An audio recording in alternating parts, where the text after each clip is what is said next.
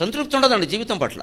ఆంజనేయుడి నుంచి మొట్టమొదటగా నేర్చుకోవలసింది అదే. మనం కర్తవ్యం అది చేయవలసి వచ్చినప్పుడే చేసేవాడు, తనంత తాను పూసుకోలేదు పూనుకోలేదు. దేశంలో అన్ని అన్యాయాలు సరిచేస్తానంటూ జెండా పట్టుకు బయలుదేరలేదు ఆయన. ధర్మం ఎప్పుడు ప్రచారం వల్ల నిలబడదు, దయచేసి అందరూ గుర్తుపెట్టుకోండి. ధర్మం ప్రచారం వల్ల నిలబడదు, ఆచరణ వల్ల నిలబడుతుంది, ఆచరణ వల్ల నిలబడుతుంది. మనం అందరం ఇవాళ జెండాలు పట్టుకుని ఊరేగడానికి సిద్ధంగా ఉన్నాం. మన ఇంట్లో ఏం జరుగుతుందో కనుక్కోం. బాత్రూంలో కుళాయి పాడైపోతుంది, 10 రోజులు అయినా ఎవడో బాగు చేయించడు. ఎవడో గెస్ట్ వచ్చి మనకి చెప్పాలి. ఇక్కడ నువ్వు బాత్రూంలో కుళాయి బాగు చేయించుకోలేని వాడు భాగవతం చదవడం అనవసరం. ముందు ఆ పని చూడు.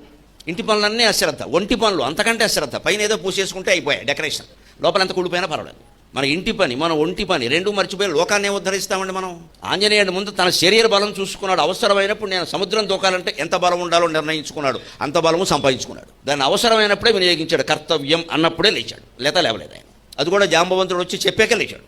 ఇంత బలం పెట్టుకుని, ఇంత బుద్ధి పెట్టుకుని, ఇంత తేజస్సు పెట్టుకుని, ఇంత సత్వం పెట్టుకుని అలా కూర్చుంటామేమిటయా, దాచుకుంటే అలాగా నువ్వు లేవయ్యా అంటే లేచాడు.